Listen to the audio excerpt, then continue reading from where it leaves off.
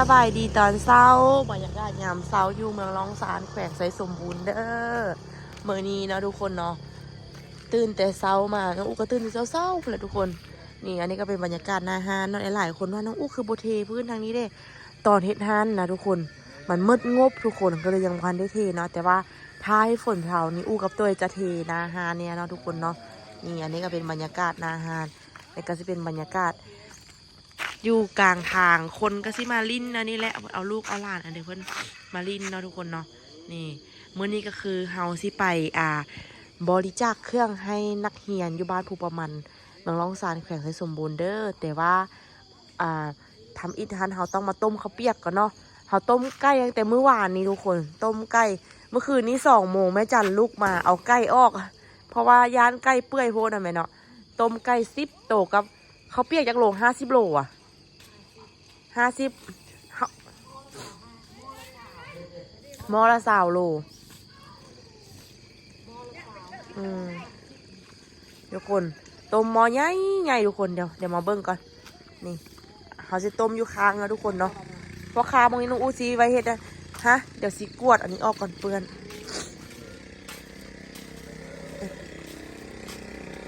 เริ่มสิฝน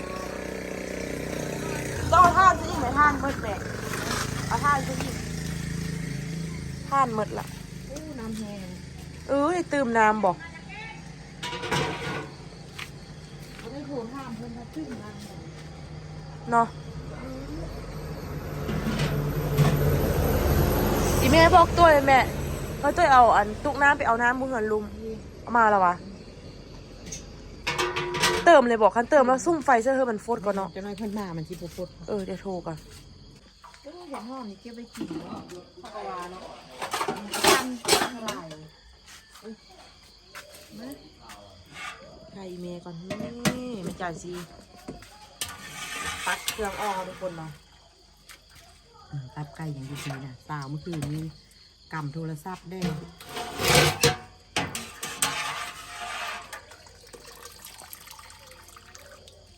เซฟเลยอันมากอันนี้บอกเอาไปแก้มตีนไก่อยู่ที่ไหนได้เท่าเดิมไหม70ไม่แกน3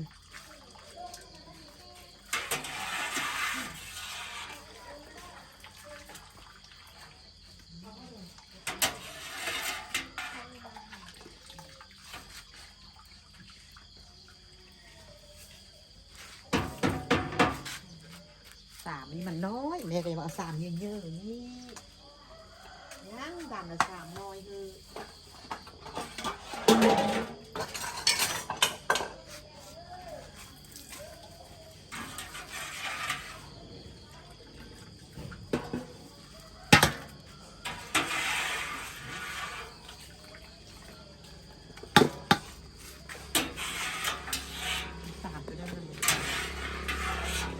เห็ดหอมเนาะกินแซ่บสุดเนาะ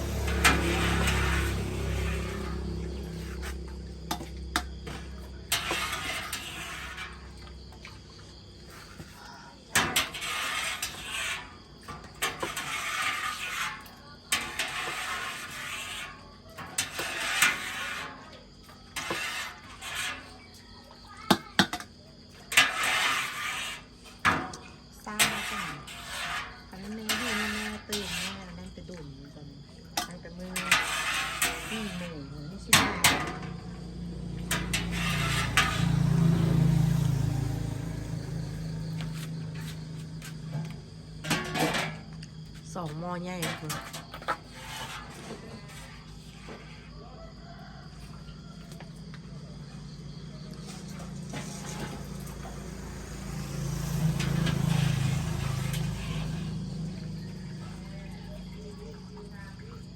ต้มเอาได้หอมเนาะ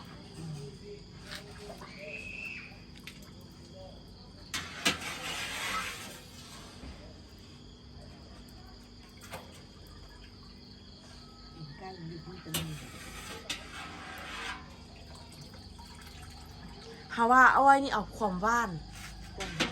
ความเข้าของอ้อยเนาะฮาเซสูตรนี่แหละไปค่ายบึงยินเจียง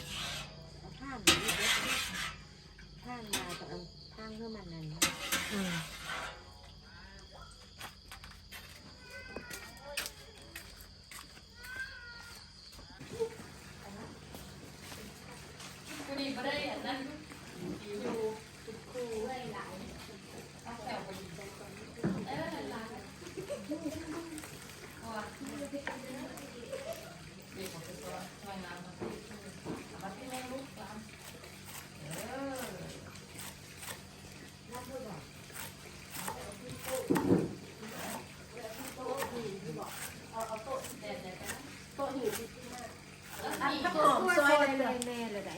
ว่า ซอยแล้วน่ะลูก อ๋อเครื่องยังบ่ซอย แม่ซอยหรือว่านี่แหละ อ๋อ นะ มันก็เอาไว้ อันนั้นแม่ซอยแล้วแม่เอาใส่ตู้แซก่อน อ๋อ แม่ซอยแล้วอันนั้น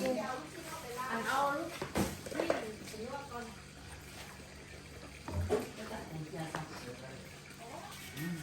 ซอยได้ก็ได้บ่ได้ ที่จริงอะน่ะอันที่ต้มมาเหลือแบบเนี้ยแซ่บๆกว่า แม่น เมื่อเช้าลูกนางกินอยู่ กินไหม เฮ็ดดีได้นี่ ซอยใส่ก็ได้เด็กน้อยก็บ่กินติ กินหมด ใส่หม้อเลย รู้ไหม แย่เอาเติมเส้นหน้าให้มันทอดเนี่ยตอนนั้นมี ต้องเติมใช่ปะ เอาเส้นน้อยหนึง ตีนไก่อะ มีน้ำตาล น่าแซ่บขนาด โอเค เติมสั่งให้เราเลย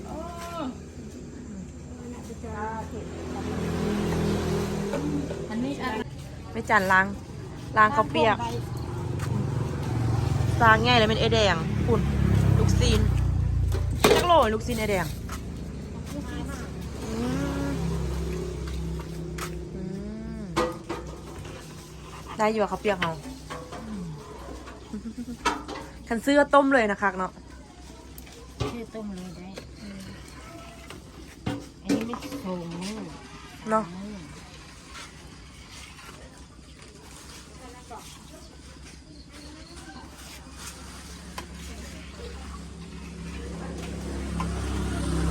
คอยหัวเจ้าอยากนอน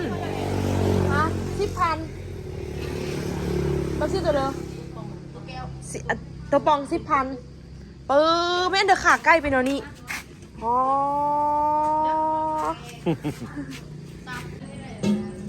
เอาซีอิ๊วตัวนั้นเอาจอกออกเอาจอกออกเลย น้ำตาล สำเนียดิเครื่องปรุงเนาะ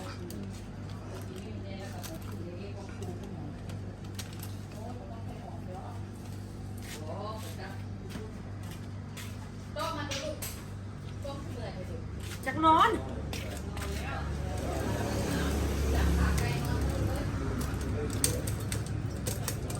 หักก่อนเปิด ไม่จันกันไปวะ จะไม่ได้ไปเอากระโต้ กับพ่อห้าเนาะ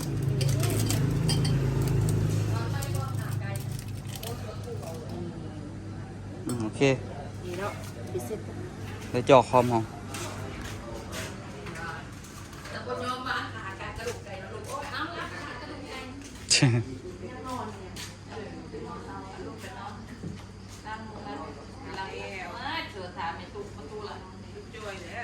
โอเคได้แล้วโอเคนะได้ ตัวยังนอนแหงกิบุกยองปากกระดูกเลย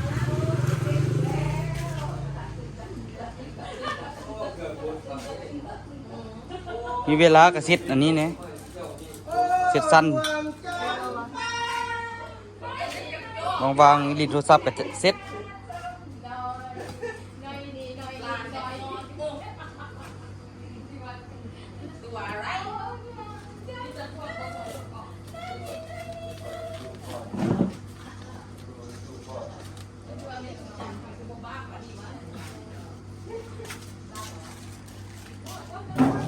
งามใส่อีกปะดิ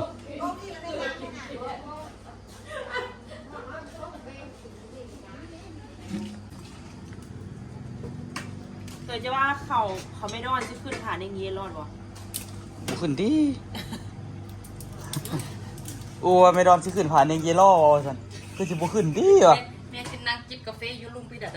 ลูกแต่ ไปถ่ายรูปคู่อันต้นนั้นต้นไม้เนี่ยอันต้นนั้นไผ่ใหญ่อะบอกแต่ว่าต้องเป็นขึ้นทางขึ้นผา แต่ว่าบ่ได้สั่นสั่นอยู่แต่ว่าแป๊บเดียวก็ฮอด แม่ก็ไม่กล้าแม่ก็ งามก็ขึ้นไปหั่นเห็นมันเลยวิวบ้านเมืองโอ้ครับมีดก็ได้เนาะเมื่อยมีดอันนี้ขนาดแต่แล้วล่ะ อยู่ลุ่มน่ะกูเห็นนะแม่อันนั้น เอาบ่เป็นไข่เลยว่ะอู้เบิ่ง 2 หม้อใหญ่อะเนาะ ดามบอก 3เครื่องแน่นๆขนาดต้มหมดแล้วว่ะเส้นก็ได้ แม่น50 ลูก เบิ่ง บ่มีไอเดียมียุ่งขนาดเนาะ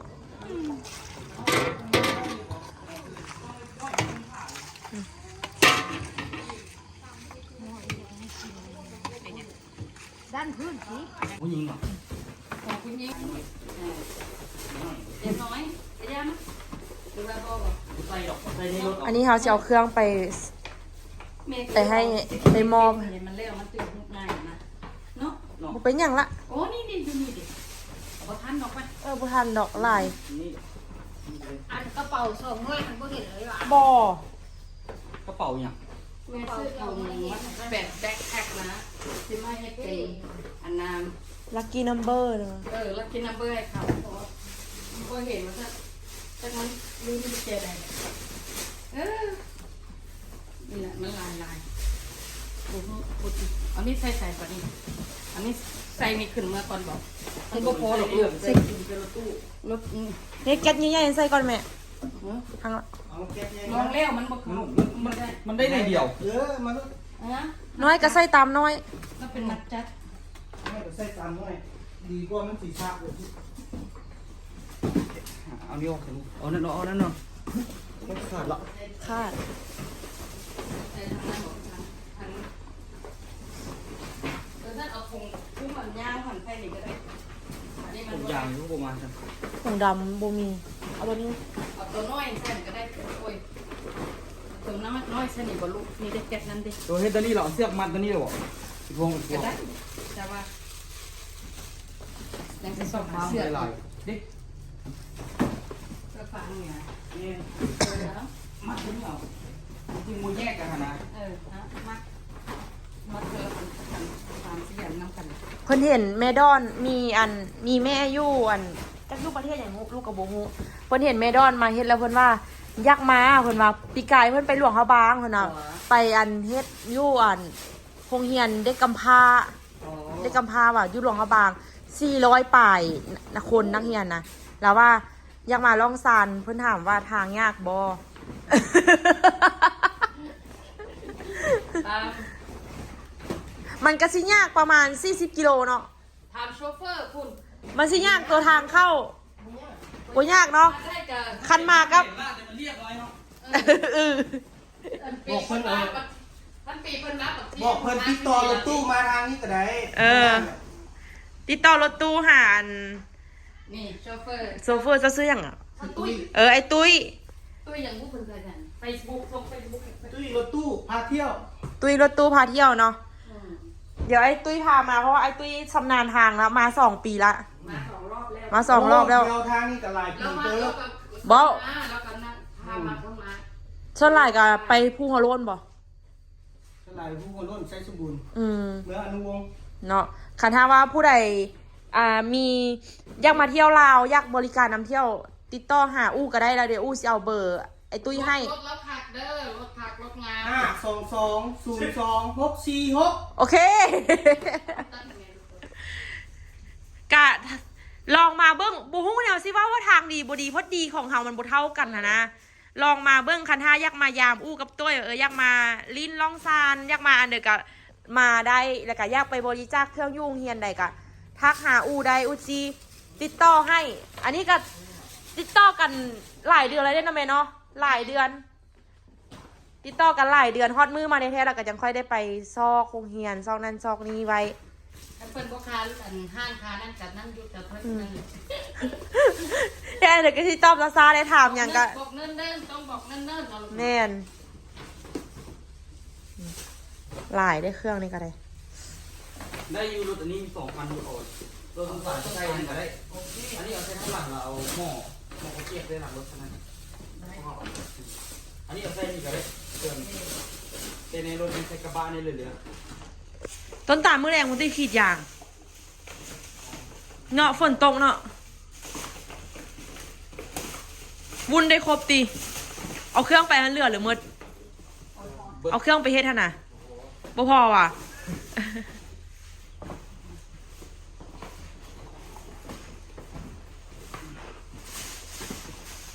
มาแตกแล้ว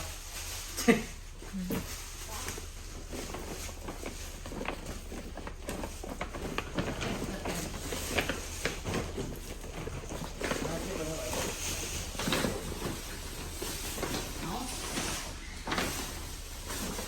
บ่ได้มาเฮือนลุ่มนี้ด่วนเติบยุ่งที่เทิงฮาน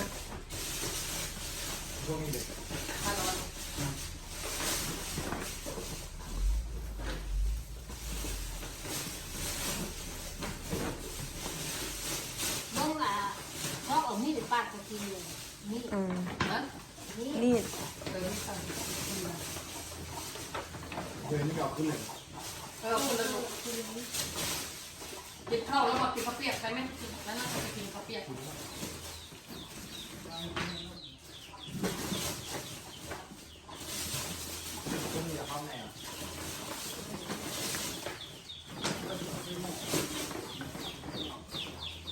ไก่น้อย อืมไก่เมจันปีนี้เว้ยเลี้ยงไก่ขายเด้ปกติซ้ำนี้ต้องเลี้ยงอาจจะบุญกินเจียงเขามาซื้อ แต่ว่าที่มันซื้อไก่ตัวบุญนั่นแหละ ฮะ ครับไก่ใส่เจ้าหม้อ แม่นปีนี้ก็สิไปฮับไก่เขามาอีกบ่ได้เลี้ยงแล้วเขาไปฮับซื้อต่อเขามาโลเท่านี้แล้วเขาเอามาขายโลเท่านี้สินะ เอาป้ายไก่เข้าไปใส่เราดิ จักอีเมลเอาไปไว้เสือละหูเฮ็ดฮานขายเครื่องแล้วเอาป้ายลงอาจจะไปไว้สังเดือป้ายขายไก่ลาดนะซอกป้ายขายไก่ลาดมาติดอีกก่อน อันนั้นมันแกะน้องเปล่าอ่ะ ฮะยัง ซื้อใส่ลายร้าน เนี่ยเหลืออันเดียวอยู่เนี่ย มันหนัก บอกทางเขานั่นเอามีดไว้ไปปาดันเขากี้จักอัน2-3 อันเด้อโอ้ยหอมมาเด้อพี่น้องต่างประเทศมาประเทศลาวเราจอยลงอ่ะพอเขามา ฮอนเนาะอยู่พุ่นฮอนบ่ตอนนี้ แต่ฮอนมันอ่ะมันบ่เอานี่มันเอา เนาะ มันเอาพี่พุ่นบ้านแม่บ่ปันฮอนอยู่ฮอนแจกบ่งานฮอนเอาเนี่ยบ่ออก เหงาบ่ออกเนาะอยู่พี่ฮอนเหงาออก มันจอยลง ภาษาอยู่เพื่อนไปเราก็ว่าฮ้อนละลาด เอาสิมาเปิดสาขา เลียวให้เบิ่งเฮ็ดด้วยใจอันนี้นะ2 โมงก็ไปรับได้นอนเกือบลืมตื่นมาเอาไก่ออก บ่ได้ยำเลย พยายามเลย แม่บ่ได้ย เขาเปียก2 หม้อใหญ่พุ่นน่ะ ตัวนี้พอดีตัวนี้นี่ ำบ่มีแกลดแรนเฟียมนั่น ตั บ่ วนี้ก็ได้แล้วนี่ พายาง ค่อยๆไปเอา อย่าข้ามไฟไล่ต้นตาล เอาแม่ตัวหัวมา กระทั่งดีๆเราเป็นทางดีหรอก อ้าวออโต้กระจิบไปวะ ก็ชิบุนบุน ขอซื้อ เนี่ยตัวเฮนตีนไก่พี่น้อง 3 ค่ามีนา อันนี้ค่าที่3แล้ว เอาอันนั้นมาอัดเอาบ่ เราคิดว่าบุนบุนมาปะกระไบก็ บ่นั่นน่ะ แล้วว่า ปอกปาก 3 ค่าแล้วแม่แต่เศร้ามาเลยนะ เอารถลูกเอารถลูกอันอื่นเขาบ่กินเขากินตะขาดมันประหยัดเงินประมาณนักอันนี้ นี่สุดยอดผู้เดือดสิมาร้องสายต้องตั้งใจมาแท้ๆมีจิตใจที่แบบว่าตั้งใจแท้จะค่อยมาฮอดนะบ่อนเด้อ ก่อนนู้นสิมาได้ต้องงามก่อน ก่อนสิมาได้ต้องงะ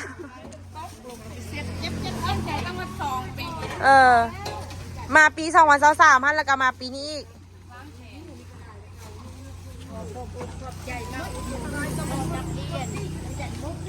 มาอุดหนุนกับคอให้มีสุขภาพเข้มแข็งเมื่อ ใครได้มีเงินค่ะ นะ ไหลมาเต็มยังอยากจะอ้าวออกก็ยังหัวอีกฮะ หมดเอาบอกแก้เฮ้มาเมื่อใดจะซ้ำเข้านี่ ย่าเบื่อไปแล้วไปพุ่นฮอนไปพุ่นฮอนวุ่นวายเด้อาเชียนเด้ ภาพเข้มแข็ง อาเชียนก็กินขาไก่วะ บ่ให้พบอาหารบ่ให้พลาดอันทายให้มีแต่สุขภาพอุดมสมบูรณ์ให้มีดีได้ระยะเด้อโดยทายหูห่วงกันก็สิไปเด้อ ไปเท่านี้ก็ทายหุ้นกันเองอันนี้เพิ่นยังเกี่ยมบริเวณทุกคนต้องรับประกัน รับประกันมีทั้งนักบัญชีนายหมอวิศวกรไม่ค่าขอบปี ผู้ใดวิศวกร วิศวกะให้อย่างกับกะเอา เอาปามน้องตัวหนก บ่แม่นสถาปนิกอีกสถาปนึก นึกเอา ไป ไป โยกกับไม้ไปบ่คนขึ้นโยนได้ไปอยู่บ่ดูมีผู้ใดมาเว้านำแล้วเนาะสิได้ไปอยู่บ่สิบ่อยากนอนก็อยากนอนอยากไปก็อยากไป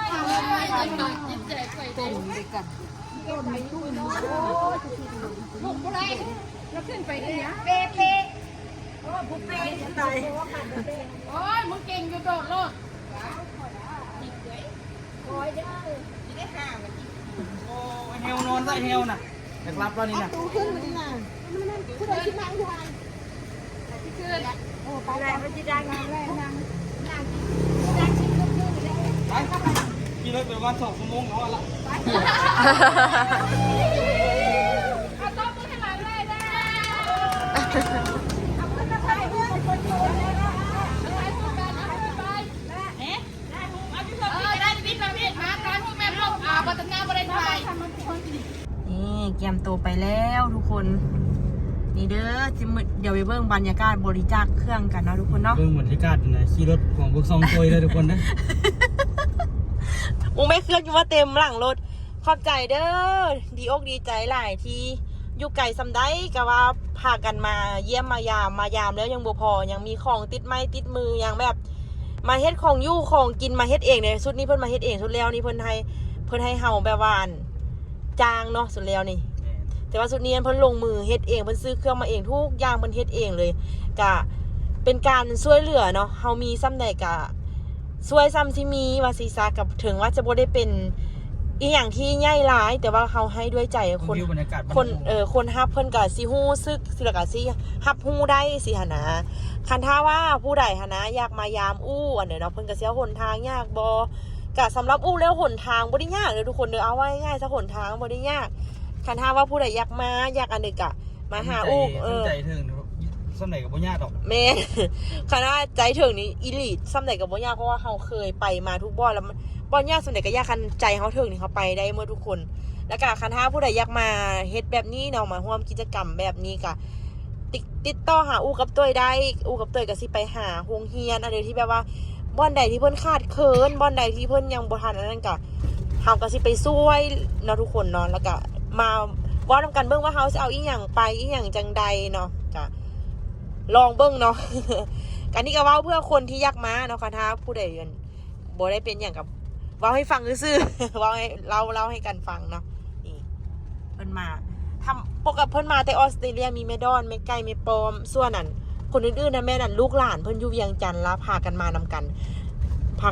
มาแต่งอยู่แต่งกินที่เขาเปียกมื้อนี้วันพุธจังโมงอ่ะโอ้9 โมงพอดีเลยคือทึกนัดเขาเลยตื่นแต่เช้าได้อย่างได้ซ้ำนี้เนาะลาทุกคนไปก่อนเด้อเจอกันใหม่คลิปวิดีโอหน้าบ๊ายบาย